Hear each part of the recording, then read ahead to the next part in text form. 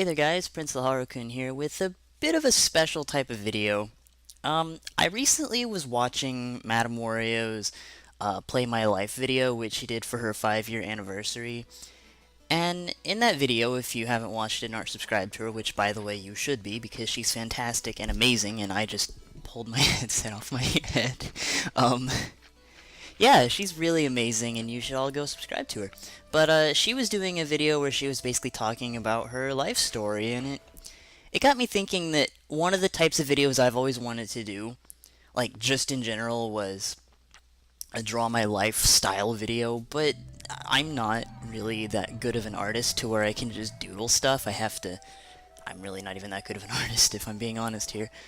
And I was thinking to myself, I'd really like to do a video like that, but I wasn't really sure how I could, portray it. And seeing her play a video game while doing that it was really cool, and I was like, you know what? I might do something like that, because that's really cool, and I wanted to do a video like that, so I was like, hey, why the heck not? So, the footage you're hopefully seeing is all pre-recorded stuff that I went ahead and recorded for the sake of this video, so it might just be random games, it might just be one game, I don't know, because I haven't recorded it yet at this time. And she did it live, so I don't know if I could do one. I could sit and play one game for an hour and 30 minutes and record all of it, so that's why I'm doing it that way. So what this video is going to be is it's basically going to be my history with video games, and then it's going to be a little bit of my life story and where I am today and that sort of stuff, because, I just thought it would be fun to do, and, all that sort of stuff. Now, I do want to preface this with something. Some of the stuff that I have gone through in my life might be within a trigger warning for some people, and, yeah, so I just want to let you guys know that if I talk about something and it starts to make you, and if it's a subject that you don't feel comfortable about, then I'm just letting you guys know that I might talk about something that might go within that realm. Like, I won't go into super huge detail, but if things such as, very serious situations that I don't really want to talk about right now because I hate that word because, ugh. So yeah, if that kind of stuff bothers you, just know that that is going to probably be in this video at some point. And so yeah, with that in mind, I'm going to go ahead and get started, and I'll go ahead and start with my history of video games. So, ever since I was born... Okay, let me back up a little bit. So I was born on July 18th in 1991, which currently makes me 23 years old at this current time, so yes, I'm one of those 90s kids that people seem to love talking about and making fun of. No, I don't think that the 90s is the greatest thing since sliced bread. It was a really good set of years, but anyway, I'm getting off topic already. So yeah, I was basically born in 1991, so I was primarily raised in the 90s. And, I was at that right age for that sort of stuff, and I was around for all of the major 4th generation consoles towards the middle part of the, the 2nd generation of consoles, and it was a really good time for me to be born in that era because I've experienced a lot of different video games. But when I was about 2 years old, and I don't remember any of this was all just told to me by my parents and my sister. My oldest sister was really into the Super Nintendo. In fact, our whole household was really into the Super Nintendo. Like, we had an NES, and I guess they played that a lot, but really the Super Nintendo was the one I remember the most, because according to legend, according to my family, I would sit on my older sister's lap, and I would watch as she would play video games on the Super Nintendo. And I would be enamored by the fact that she was, controlling something in her hand. And apparently, I would sometimes try to press buttons while she'd be playing, like, Gradius 3 or something, and I would try to, like, start playing the game. Sometimes she'd take a break and, pause the game and go in the other room, and then I would pick up the controller and try to figure out how to use it, but since I'm 2 years old and I can't quite comprehend what it is I'm doing, I would accidentally hit the start button, pause it, and mess her up and get her a game over or something. And apparently that was how I started playing video games, so I like to joke around that I've been playing video games since I was 2. And as I got older, I started to just, pick up on video games, because that was just how I was exposed to them. It was just something that our family did. Like, video games were something that our family really enjoyed, and it was, just something that we did. while I was growing up, my dad worked in a job where he was making a ton of money, to the point to where my mom could actually afford to be a stay-at-home mom. Which, we had a really nice house that had like a staircase and a second story and all that stuff in the house I was growing up in, and I do vaguely remember that house for some reason. And that was really cool because, you know, you don't get to see that kind of stuff anymore these days. So what happened was, every single payday, my dad would actually go out and buy a brand new Super Nintendo game every single payday. And he did this even through the NES days when they had one of those. And so, we have a ton of Super Nintendo games, like just all sorts of crazy games, because they would just pick one that looked interesting, and, you know, it didn't matter too much, because the next payday they'd just get a new one, and that was actually how much money he was bringing in. And, you know, that was really cool, and that's why I had the chance to experience so many Super Nintendo games, and thankfully my parents ended up picking Actraiser, because that was my very first video game. So, needless to say, my mom and my dad got into a fight one day, and they ended up getting a divorce. And we moved a couple times, my mom got remarried, went to a house, and we still only had, this was still around the time of the Super Nintendo, so that's really all we had. Like, I never grew up with a Sega. Well, okay, scratch that, I kinda did, but I'll get to that in a minute. And at this new house, that was when I was finally, like, 5 years old, and I could finally comprehend what it was I was playing. And so, my very first game that I remember playing was Actraiser. I don't remember if that was specifically the very first game I ever played, but as far as I'm concerned, it was the first game that I remember playing, so I consider it the first game. And I sat and played Actraiser over and over and over again for hours. And I say over and over again because I had a tendency to delete my file, because I'd get stuck and then I'd give up and just start over again because I wanted to play the old levels again, because at least I knew how to play those. And after a while, I got really good at that game, and as you saw in my first ever Let's Play, there's a very good reason I could beat the the second boss without taking a hit.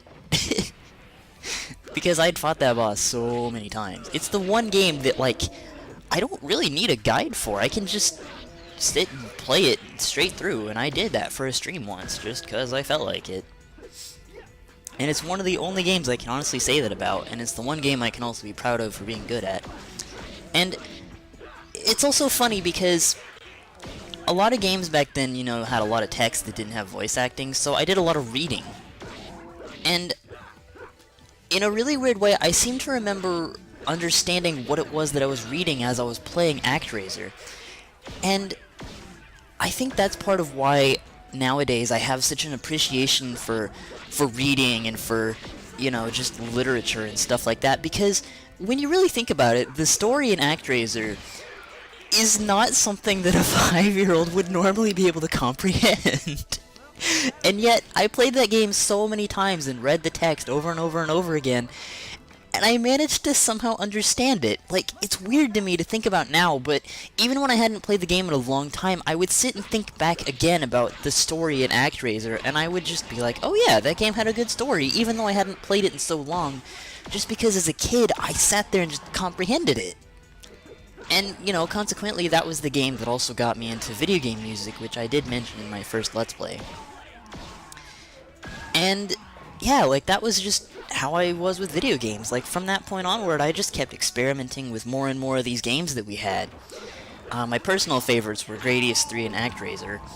And I also actually played and beat, like, you know, Street Fighter 2. We had Super Street Fighter 2, at least. We even had Out of This World. I never liked that game. Like, that game was really hard, and I didn't understand how to play it, so I never really got past the first part, because I didn't understand you had to run away from the thing, from the beast at the beginning, so... let's see, what else was there? Oh man, there were just so many different Super Nintendo games that I just sat and played. And the cool thing was that on the weekends, my dad would come and pick me up, and I would go visit my dad on the weekends. So, when my dad got remarried, he married my stepmom, and they've been married ever since, but my stepmom was also into video games, which, it was awesome, because it's like, all these older people are sitting here playing video games, and it's like, awesome, I can, you know, I have parents I can talk to about this stuff, and she had a Sega Genesis, and so, I had the opportunity to, you know, play a Sega. And we actually had that old Sega, I think it was called Sega Channel for the Genesis that had like downloadable demos on it, which I guess is a kind of a commodity now, but to me it was just like this really cool thing that I didn't understand how to use. But yeah, like, since she had a Sega Genesis, she had all sorts of just Sega Genesis games that I would play. And that was really how my life went. And as I got older, in the same house that, you know, I started playing the Super Nintendo with, one day, it was the Christmas of '97, I just kind of went out into the living room. It was actually the night before Christmas, it was Christmas Eve. And I went out, I remember going into the living room, and there was this big box just wrapped up on our table, and it was from my aunt. And me and my brother were like, what the heck is that? And I went ahead and, you know, we asked about it. And my mom said, well, it's just a gift sent from your aunt. You guys can go ahead and open it. We opened that thing up, and it's a freaking Nintendo 64. And oh my god, we were so excited because, holy crap, that was amazing. Because see, I forgot to mention, the only other games that I'd really played were games that were on the computer. And the games that, you know, I played that were on the computer were really just Pajama Sam. Nothing else. And I guess Ski Free, but, you know, that game where the snowmen will eat you after a while, and that always sucked. So we had this N64 that had like this new controller, and it had these 3D graphics, and it was super cool, and I'd never played a game in 3D before, because I was one of those people, you know, just like everyone else, and I was freaking... We had Mario 64, the original one that came with it, and I sat there, and the first thing I did when I picked up that game was I tried to use the D-pad. Because, you know, I'd never used a control stick before, because I was born in that era where the D-pad was this big thing, and I'd never, you know, had an Atari or anything like that, so I didn't know that, you know, most games typically were played with a joystick. And let me tell you, I spent so much time outside that castle in Mario 64 just trying to learn how to control and getting used to 3D games. And I give Mario 64 a lot of credit for teaching me how to honestly learn how to play a game in a 3D field, because it's funny to me to think about it now, but the two things that were the hardest for me to ever pull off in that game were the long jump and the wall jump. And I don't know why, thinking about it now. Granted, the wall jump is still kind of hard to pull off in Mario 64, but that's not the point. I don't know why, but pressing Z and then pressing A was really hard for me for some reason. But I guess maybe it was just because of the way the controller was shaped. And, you know, because on the Super Nintendo, you didn't have any buttons in the back. They were all in the front. And if pushing two buttons at the same time wasn't that hard. But, like, pushing one button with my left hand and one with my right was really difficult for me for some reason. So, after that, that was around the point that my dad was allowing me to rent games every weekend. Because the big part of my life was also going to rental stores and renting video games every single weekend. No matter, I could rent 2 video games every weekend, and it was just from our local Hollywood Video. We also had a Dillon's, which is a local grocery store that had a rental store in there. And we also had a Blockbuster Video, and I've got a funny story about that with Final Fantasy VII. And there was just all sorts of rental stores that were all over the place, and I would go to all of them, and I would look through, you know, their selection of games, and I'd be like, I want to rent that one for the weekend. And that was what I did for the weekend, was I sat and played that game all weekend, just straight. And that was really how I spent my weekends in a lot of my life, was I would go home and, you know, play games there that I owned. Then on the weekends, I would take my console with me to my dad's house, we'd rent a game, and I'd go back to his house and I'd play it. And in about 1998, though, my stepmom was still in her phase where she liked video games, even though she was an adult, because video games were still these new and shiny things to people. And I remember my dad bought her for Christmas, I can't remember if it was Christmas, no, it was her birthday, I think, yeah, it was her birthday, because it was around October, and that's when she was born. He bought her a PS1.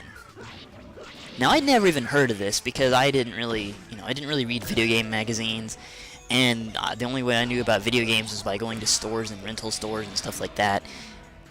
And, oh my god, the game that he got her was Final Fantasy VII. And as well as Resident Evil, but I'll talk about that in a minute.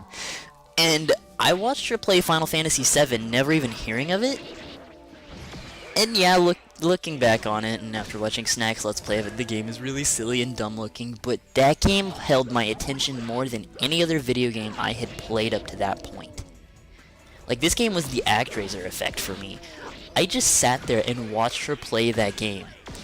And I wanted to read all of the text out loud because I was just so excited by this brand new, really cool video game that she gotten. And it was just something I'd never seen before because my mom was never into RPGs. And I think the only reason Actraiser was the exception was because it's really not a normal RPG. And it was funny because it was like, wow, these characters are getting level ups, and I was thinking like Actraiser, and I was like, oh yeah, it's kind of like that game too. And I was just sitting there thinking, wow, this game looks really cool. But the thing is I also realized, oh, but this game is rated T for teens, so it's for older kids, and it's not for me. But I didn't care because I was like, wow, this is just super cool. And I just sat there and watched her play that game for however long she played it. And she'd finish playing it sometimes, and I'd be like, I want to play that game now. But the weird thing is that I was actually afraid of it. See, I was a really protected kid growing up. My parents never really let me watch like anything above a G-rated movie or anything like that, so I was naturally afraid of things like that because I knew that there was lots of cussing in the game and it looked much more gritty and mature than anything I'd played at that point, and I was just scared of it. Plus the graphics were super pretty. And they did kind of scare me a little bit because they were so grungy. Excuse me, sorry about that. They were so grungy and stuff like that, so I really was scared of them. And so, I was always afraid of it. And then one day, my brother was playing Resident Evil in the other room on our PlayStation. And I sat and watched him play that because that's what I really like to do, is I like to sit and watch people play video games, thus my obsession with Let's Plays. And I remember being frightened of that game because my brother didn't understand the controls, because let's be fair here, the first Resident Evil's controls are bad. And he finally got to the first zombie, not realizing it's not a good idea to shoot said zombie because you're supposed to go run back to Barry and have Barry kill it because he played as Jill, because he picked the first disc that he saw and just played it, not realizing you can play multiple characters. And so I kind of just sat there and watched this girl get eaten by a zombie. That was a really traumatic experience for me. Because I never really watched a horror movie up to that point, and that was the closest thing to horror that I had. Well, he'd gotten killed in the game in a hallway. There were really tiny hallways in my dad's house. I'm not the kind of person that when I get scared I scream. I just get really abnormally quiet, and I just have this terrified look on my face.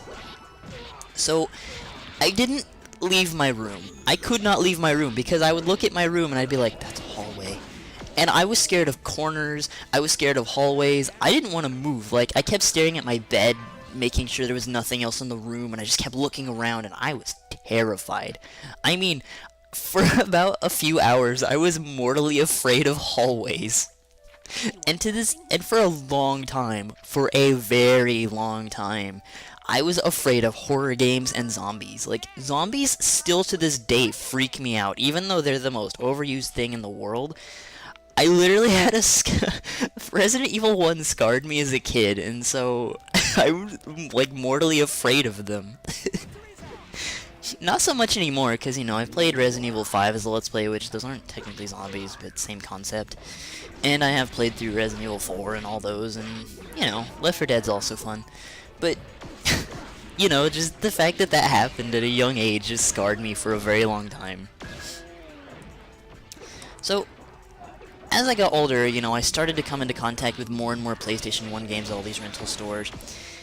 And, you know, I'd sit there and I'd play them, and I just accrued a lot of different games because I just rented a game every weekend. And that's why I know of a lot of different games. And this continued up into the PS2 era. And, you know, as the PS2 era came to a close and we got a PS3, I still rented games, but it started to become less and less frequent.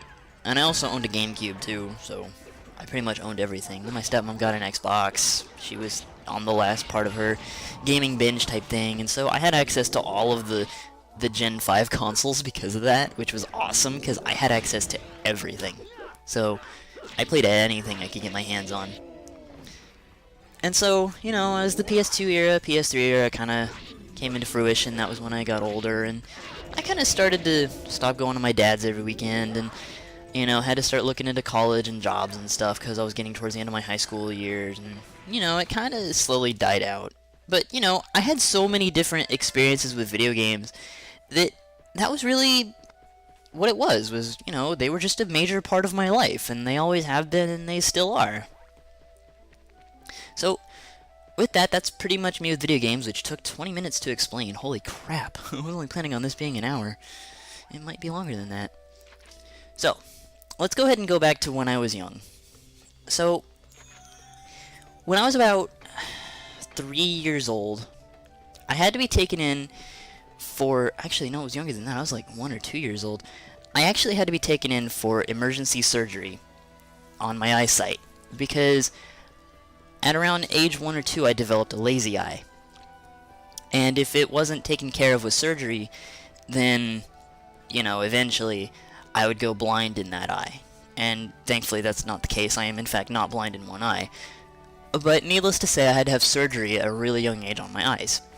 And so as a result, I had to wear glasses. So for the longest time in my life, I had, I was one of the 4 eyes that had to wear glasses. Except I had to wear glasses when I was like 2. So Mom always tells me it was always fun trying to get me to wear glasses when I was younger, so I just like to imagine how that went. So I just had to wear glasses just because they helped my eye focus. Because if it didn't, then it would, my brain would never quite focus on it right, and it wouldn't develop properly in my young age, and I knew that, so I tried my best to do like exercises with my eye when I could. But to this day, I still do have, I have the remnants of the lazy eye from, like, it looks like I have one, but my vision is actually really good. Like, I do have 20/20 vision.